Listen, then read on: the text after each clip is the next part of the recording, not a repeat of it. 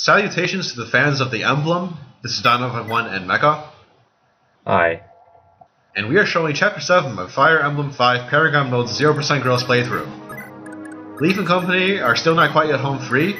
This is an escape map in which they are still on the run from the big bad Raedric, but there is an event here that is cause for celebration. It's our first promotion of the game, and that's going to go to Asvel, to no one's surprise.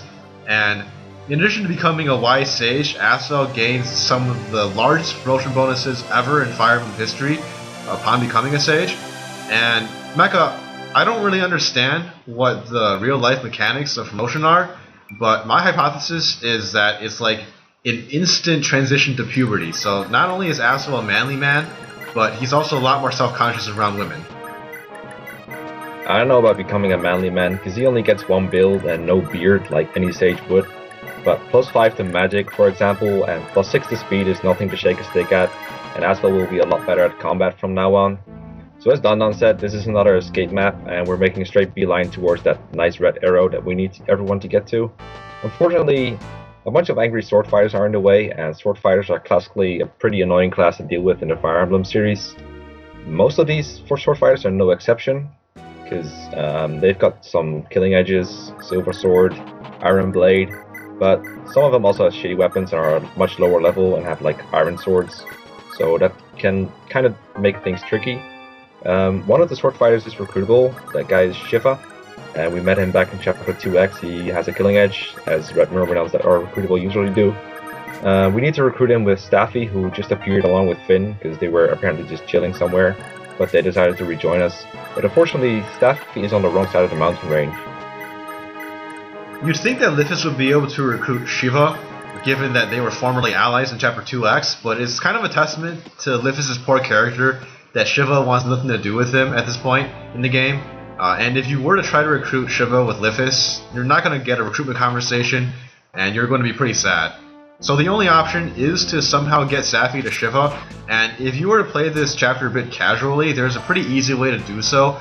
Just leave all of these units up at the starting point for about 2 turns while moving Finn and Staffy down, and then pretty much all of the sword fighters will reverse course and start heading for Finn and Staffy instead. This is because enemies are programmed to move towards the nearest targets, and so in that case the nearest targets would be Finn and Staffy instead of these group. And that would make things easier because Finn would be able to plow through most of the sword fighters with his Brave Lance. Here, in the interest of turn count, we have to resort to a different strategy.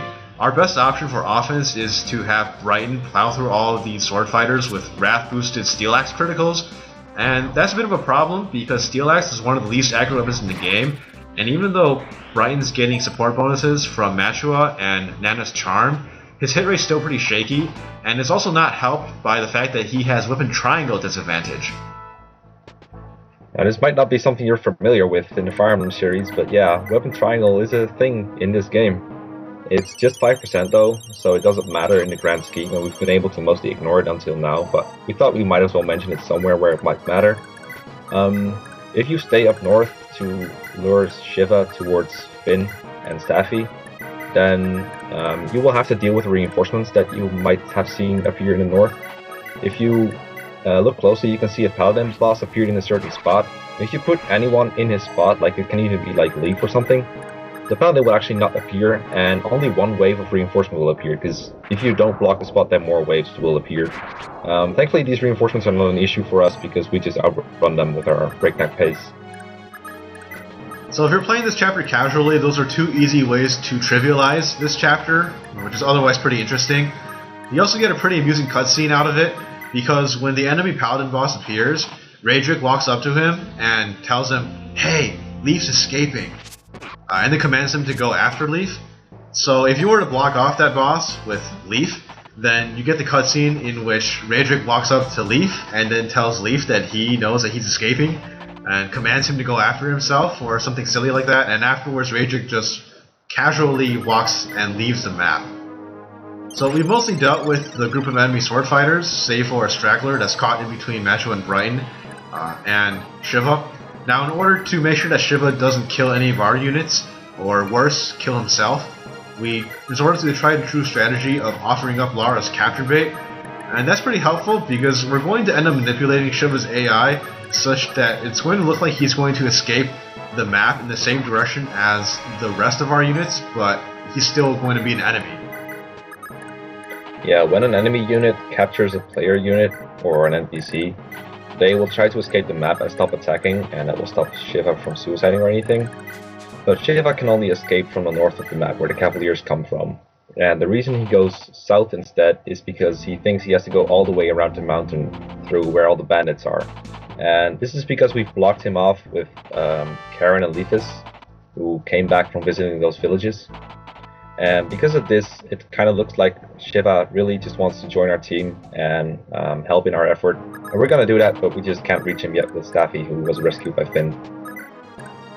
Speaking of Staffy, you might have noticed that on the previous turn we had her trade the life ring away from Finn and use it to increase her HP by 7 points.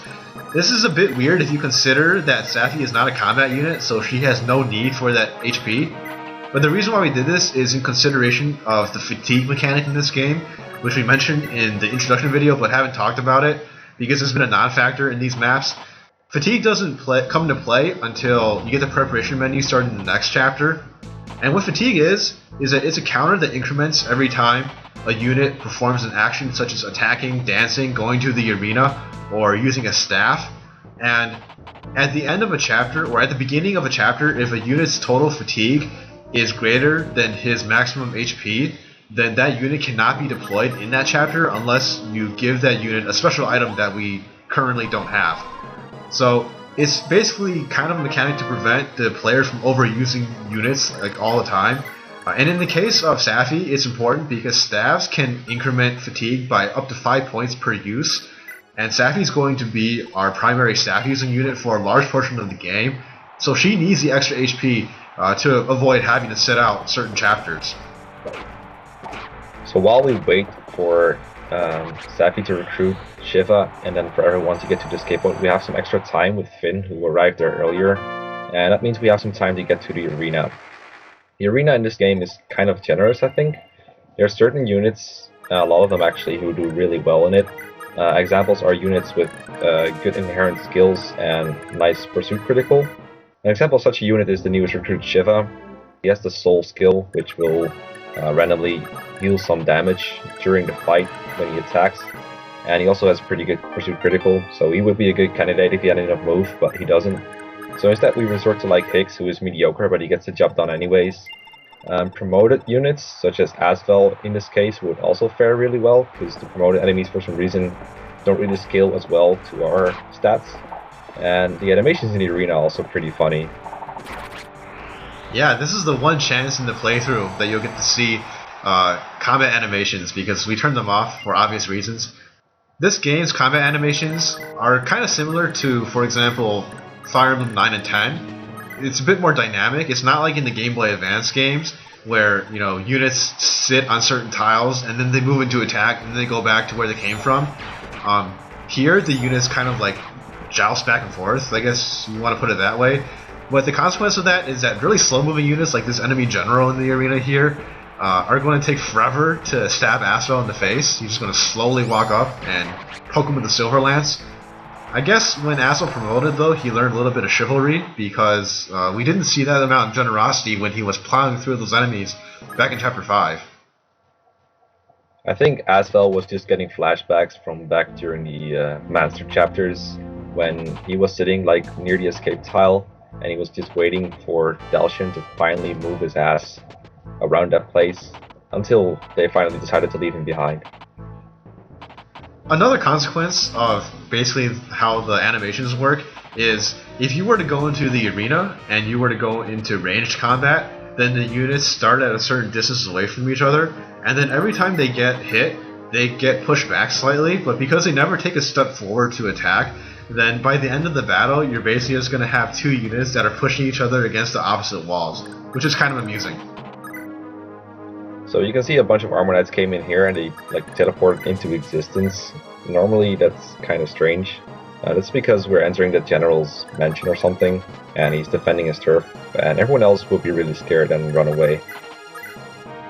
Yeah, when this happens, all the enemy cavaliers go like, oh shit, Armor Knights, better run away, and they start retreating back to where they came from. I guess it's like the only instance in Fire Emblem where mounted units are going to be scared of heavily armored swamps.